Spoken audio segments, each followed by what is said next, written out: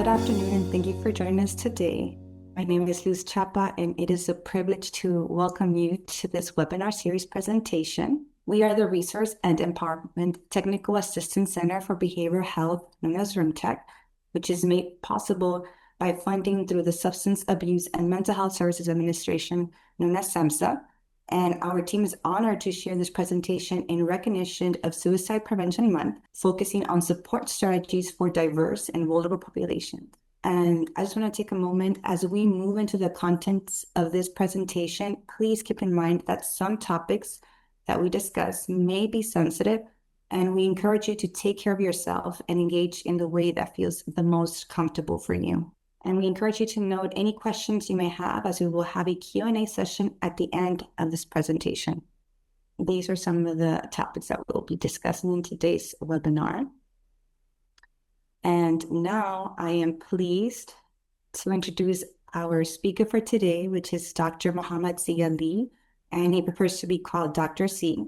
He is also a clinical consultant with RMTAC, and he brings a wealth of knowledge and experience in supporting diverse communities. Dr. C will be guiding us through the discussion and sharing valuable insights. And with that, I will turn it over to you, Dr. C. Go ahead and take it away.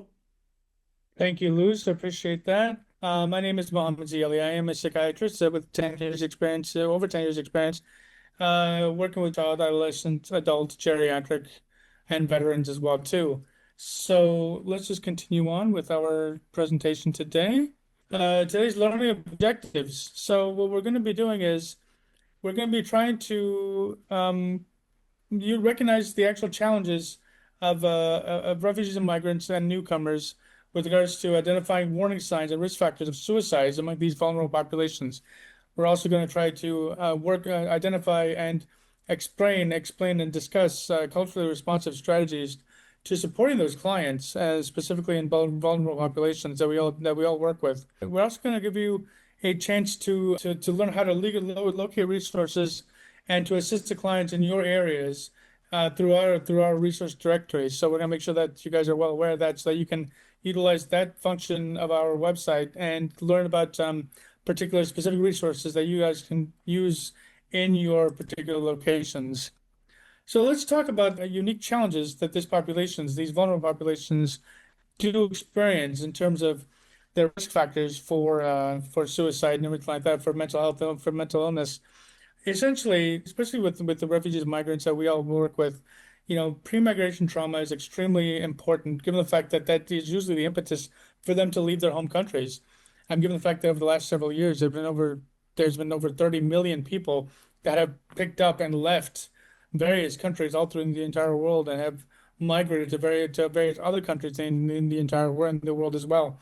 The pre-migration trauma of the just simple of wars or conflicts or political, sexual, emotional violence, the persecution, either it be religious, either it be personal, it be identity, loss and danger in those areas. There's a lot of countries where gang members will force people to work for them, and that's particularly nasty and dangerous for the local populations, and so they want to get up and move, and that drives a lot of people to leave their home countries and come to different lands. I mean, imagine you have to get up out of your house and leave. Just imagine the stress of that simple idea of just getting up and leaving your home, having to resettle somewhere else that's completely different and new. I mean, there's all this what's known as acculturation stress, getting used to the new environment, the social isolation, the impact of it all, the lost support networks from your home country, the sense of helplessness, and the practical barriers of just simply having to eke out a living, given the fact that you may not have the qualifications to get a job in the area,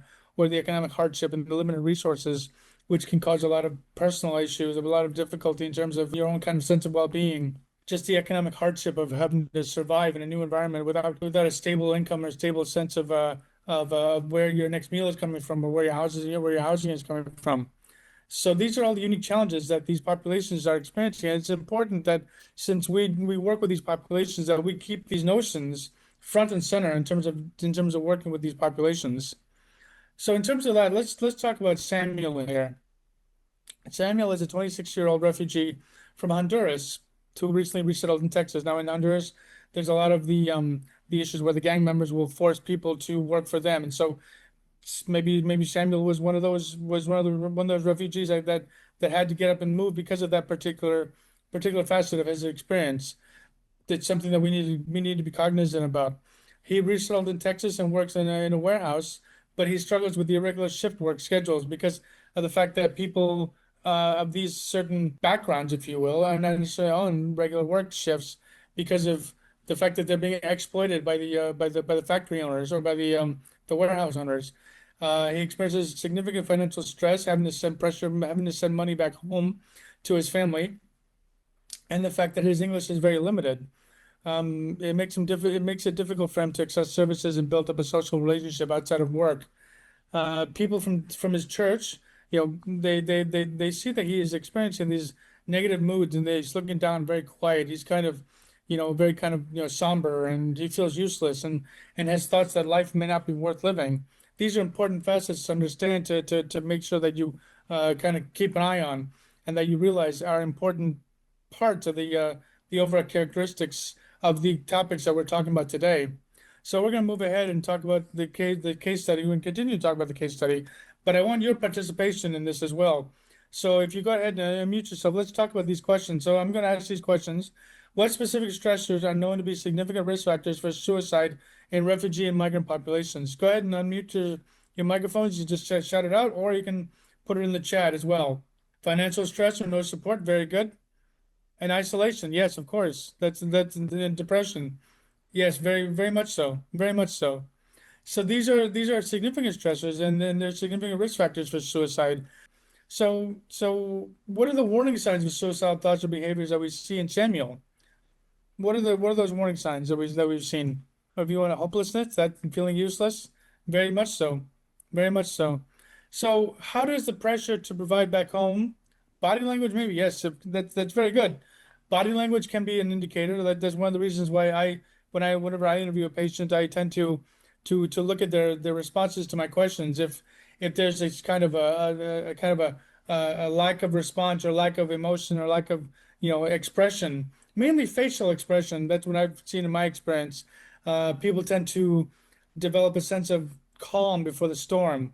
They may look unkempt. I mean, yeah, that could be a sign of just our depression as well too. Yes, of course, it's not necessarily specific towards suicide, but it could be a non-specific factor. Yeah, that's a good way of kind of bringing that into it, of course.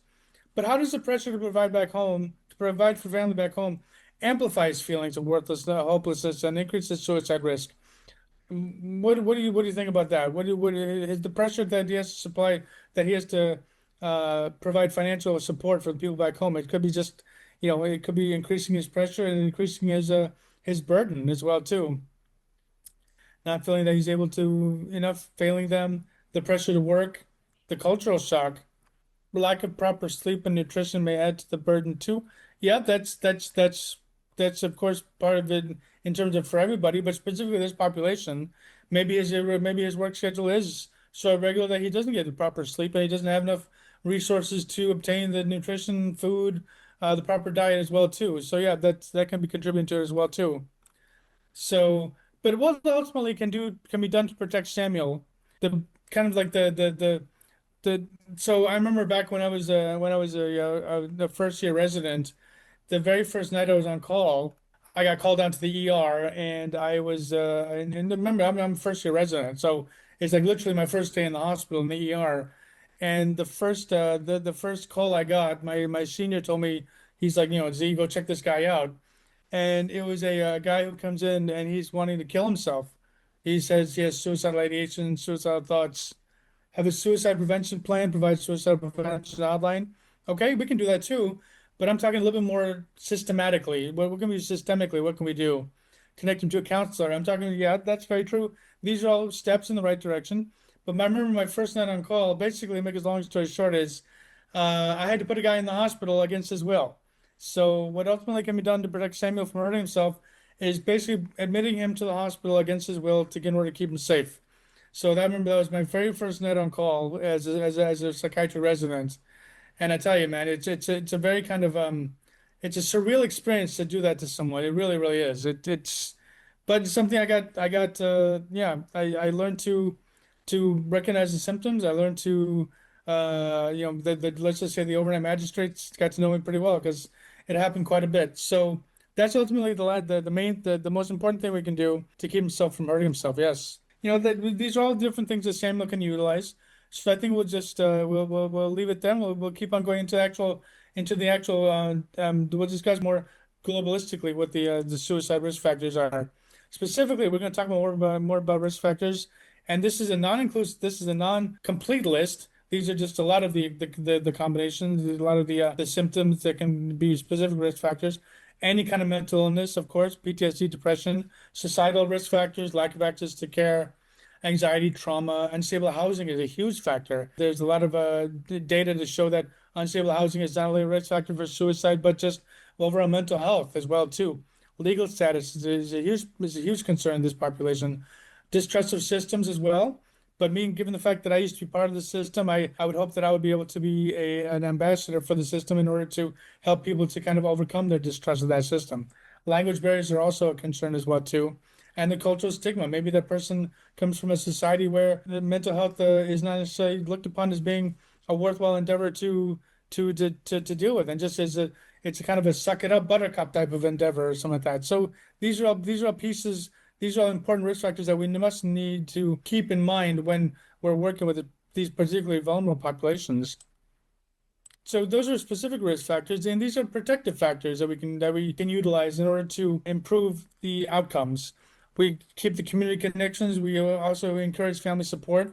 We use cultural and religious identities that are important as well too. And you also try to encourage the inherent resilience for these particular patients, particular people. People have an amazing capacity for resilience. They are able to take it in and just kind of push it back and push back upon it and maintain their safety and maintain their health, maintain their mental strength. They've also learned to challenge these certain things and they've learned to overcome them. There's also strengths that people have in terms of overcoming these particular difficult times and to challenge the notion that they're going to hurt themselves. Maintaining stable housing and encouraging safety are also protective factors. These are all features of that we can utilize to help people to prevent themselves from causing themselves harm, from causing themselves mental anguish. Employment and financial independence, yes, of course, are always, and access to care are all different features of improving their overall health and keeping them safe from hurting themselves. So another question for the audience. Let's talk about what strategies can help strengthen protective factors among refugees and migrants. Utilizing religious organizations is also a strategy. There's a lot of support in religious communities. We have these churches can be a sanctuary for protection. Any support or resources needed to be culturally sensitive, respecting their abilities, create peer support or buddy systems that reduce isolation. That's a very good one. I like that one a lot. Connect them with legal resources to adjust their immigration status. Yes, a lot of organizations out there will help to help people with legal conditions. Yes, legal and build social connections, access to education and training.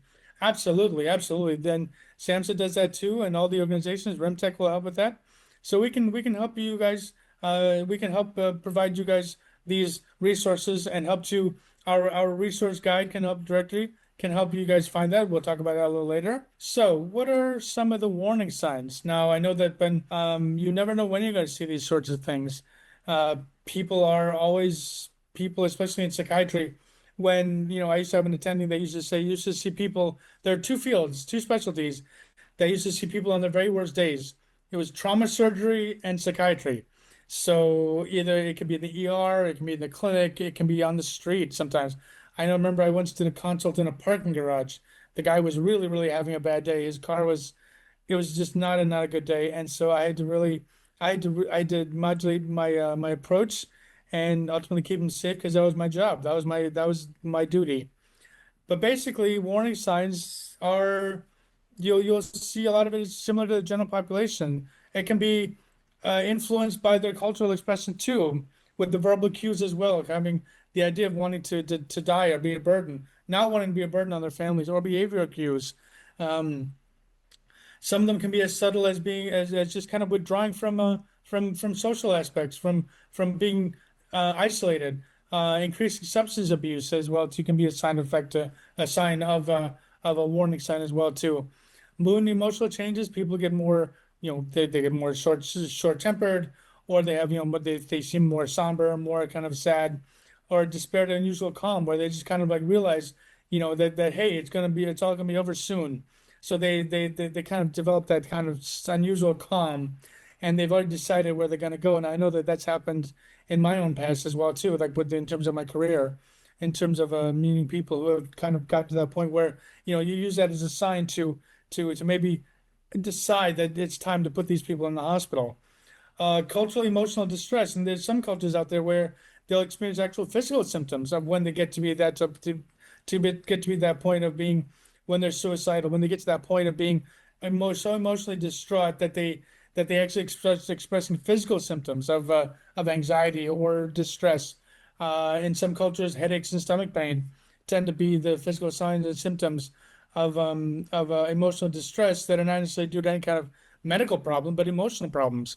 So these are all conditions. These are all experiences. You can talk to people who have come from that certain culture, in say Middle Eastern cultures, Arab cultures, in other religious cultures. The fact that suicide may be against religious practice, they may start praying a lot. They may start asking God for forgiveness more. Who knows? These are all features of people who maybe have made a decision, and these are all parts of the decision, and these are all aspects that must be noticed, and maybe also must be kind of taken into account when interventions are planned. Either with it might be the decision between sending them to a counselor or sending them home with a family member that can watch them, or ultimately just admitting them to the hospital against their will in order to keep them safe. These are all features that we have to learn. These are all pieces that we have to learn about, to prevent them from causing themselves harm and ultimately fulfilling their goal to end their lives. It's these are all features that we have to be aware of. So, what can we do? Let's talk about culturally competent support. We can utilize holistic and integrated care in terms of just not being just patient provider, but we also bring into the fact that they are also we maintain their cultural humility. We also maintain their cultural respect for them in terms of their particular origins. Housing and food, of course, is going to be a big part of improving their sort of overall disposition as well. Legal aid to prevent to help with the legal the improving their legal status provides a huge support in terms of improving their ability to maintain their safety. Using trauma-informed care, because a lot of these people experience these traumas, and so having that respect for them and utilizing their trauma as part of their rolling it into their experience. And narrative exposure therapy is part of the is one of those strategies that can be utilized to help them build supports for themselves, to build that trust and rapport with yourself, to be patient, not judgmental. Involving the community leaders and the elders as well too in their communities that people tend to have from the old school, from the old countries where they respect their elders, or they have these certain cultural beliefs in terms of their overall societal norms and the hierarchies. Overcoming language barriers. Language barriers are a big part of culturally competent support. Tailoring interventions to the culture that they come from.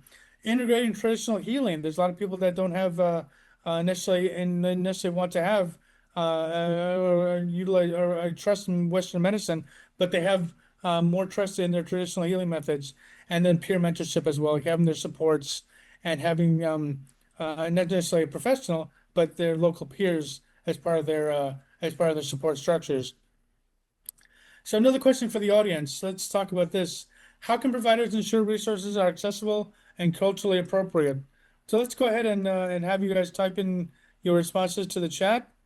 Or we can just have it, you can unmute yourselves and you can bring it out as well too. So how can providers ensure resources are accessible and culturally appropriate? How can we do that? We can do it by having providers go through courses to understand how these how cultures utilize mental health, see mental health, and also utilize mental health strategies.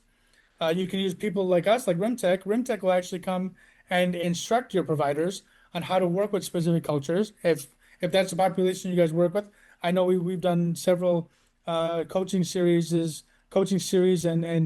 we've had particular coaching and CTAs for African cultures, Indian cultures. We can work with culture brokers and liaisons to help facilitate communication and collaboration. That's what RimTech is. We can be a cultural broker. We can help you to understand specific facets of certain cultures that will improve your ability to interact, to develop rapport, to build trust amongst your particular clientele. So if we can come in and we can help with that. All you have to do is just come reach out to us, and we can local religious and cultural organizations. Yes, yes, of course. Learning how to, yeah, seeking out those particular cultures. Yes, you're right. Connect with local organizations that serve the migrant population. Yes, of course. Like RemTech as well too. We can be that resource for you guys. Very, very good. I appreciate that. Thank you. So moving on. Now, this is a sensitive topic. It's about having the difficult conversation. Let's see. Interested in peer support with refugee programs and refugees seems like it would help them to speak with others who have been through the same thing. That's a good suggestion too. Yes, of course. Always about previous experiences, helping people going through the new situations. That's always a big plus. I appreciate that. Thank you very much. Really, thank you very much for that because it's always about, if someone has gone through it and came out on top, that shows other people that they can go through it and have that hope that they'll be able to come out on top and be successful, keep themselves safe, and get through the tough times. Because having someone that's gone through particular experiences and experiencing those lows, but then coming out on top is extremely inspiring. And so I think that they reach out to those kinds of people who have been through that is an extremely important. If that's available to you, make sure you utilize that. But also, now the idea is to get to the heart of the matter. So how do you do that? The difficult conversation. Now, it's the golden rule is basically don't be afraid to ask. Go ahead and ask. The people always come to me and they're like, well, Z, how do why should I ask someone about being suicidal if it's not going to push them over the top, over the edge? And I said, no. And I say, no, my particular experience and the research and the data shows that people who are having suicidal thoughts, the benefit is in actually discussing it with them, because people tend to think that the isolation, the loneliness, the desolation, when they feel that they're being heard, it can be something that can be cathartic to them in terms of expressing what's causing them to have those thoughts, and to feel that they're not being judged or they're not being looked down upon. It's okay to ask about having suicidal thoughts. In fact, it's one of the pieces that we learn as residents in psychiatry, that's one of the questions in our interviews. We always ask about suicidal thoughts, self-harm thoughts, homicidal thoughts. We always talk about that. We always ask about that. It's never something that we shy away from. The biggest thing is to be a compassionate listener, to really kind of to not interrupt someone and try to solve their problem, because they don't want you to solve it. They want to be heard. Most of the times, in my experience, they want to be heard. They want to be validated. They want you to listen. They want you to offer that hope of that resilience that it will be better. Ask the client directly instead of assuming that what we think the client needs. Right, because that's being judgmental, and that's trying to solve the problem. While we just a lot of times they just want to be listened to, they just want to be heard, they just want to be validated. And I can't tell you how many times that I've had patients come into the ER where, they just basically just yell at me because they're so emotionally distraught, and once they get done yelling and crying and moaning, that they feel so much better that it's cathartic for them, that they then and you feel safe that they're not going to go home and hurt themselves, because either they have a support that can support them, or they've agreed to be seen in the clinic the next day. And that's another reason to have the conversation, is that you want to give them that support. Tell them that you're going to put them in with the clinic ASAP to see a professional. We used to put them in the resident clinic within 24 to 48 hours, so they can see one of the residents to provide them the support that they want. And a lot of times, all they want is that support. They want to be seen. They want to be heard. They want to be they want to be they want to feel that they matter, because a lot of times they think that they don't matter, and that's a harsh reality that they're living through, and it's something that we need to support them of. We need to tell them that they do matter, their concerns are important, and that you need to be a bridge for them to get that help. And also, the another thing is that you want to follow up. You don't want to just let them go and just, like, cast them off. You want to follow up, either with you ask them permission to call them, to talk to them, to be a support for them. So I would recommend. I mean, that's something that we should do sometimes. We'd ask them for permission to continue to talk with them, and a lot of times they would appreciate us following up with them after they were seen in the resident clinic with our colleagues. So another thing is that don't assume that everything is okay afterwards, because the more support you give them post visit, post interview, that increases the chances that they would actually be able to keep themselves safe and to be a success. So, in conclusion, now after we get them to the help and get them with supports, what can we do to continue that support going forward? So I call to you guys. I challenge you guys to a call to action. So let's talk about the key takeaways about what we talked about today. Suicide prevention for this population. This is the vulnerable population. It's multi-layered. It's not just the Western population with the inherent supports, with the inherent skills, with the inherent resources that the West usually has. Is that what the West usually has? We have to go deeper for this particular population. Approaches must be culturally competent and trauma informed, because that's usually the experiences that they have. And also, we have to challenge the stigmas around mental health and suicide. A lot of countries, a lot of cultures, they don't necessarily look upon mental health as an important aspect of overall health. I know that when I used to work for the suicide hotline, I had calls from overseas. I had a guy one time that I spoke to in Pakistan, who talked to me for 2 hours, because they don't have the support or the resources over there to provide mental health support because of the stigma around it. And also, we can expand the access to culturally competent care and crisis resources. And with that being said, you can utilize our service directory. We have thousands upon thousands of resources available to you.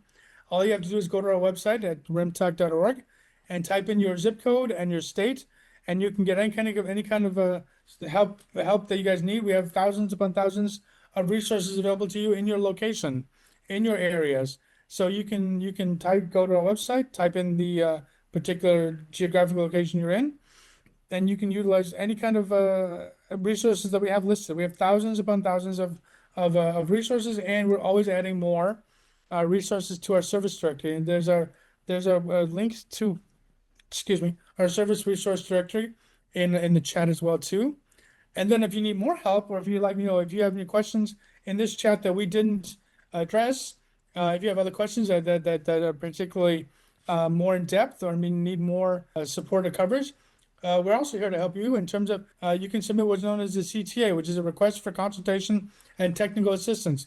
You just go to our website, type in the request, type in the particular question you have, and we'll get back to you. We are always answering these. These are always submitted to our clinical consultant team, and we answer them within 3 business days.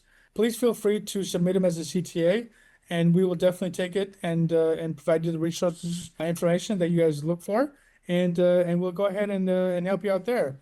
So feel free to visit our website. Go scan our website. It's a cool website, and we can provide you guys with a lot of support. So I want to thank you guys for listening to me talk on and on and on today. Oh, these are resources as well too. These are resources that we utilize to make this particular presentation, and we'll have a question and answer session now as well. Please, we only do as well as you guys tell us. So please scan the QR code and tell us how we did.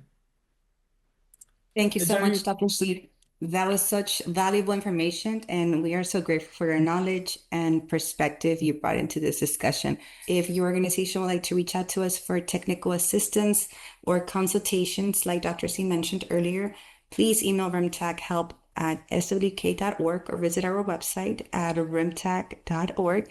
Our website also offers additional educational services, resources such as learning modules and recordings of our learning communities, and in addition to an extensive resource directory. And we would like to thank you all for your time, attention, and flexibility.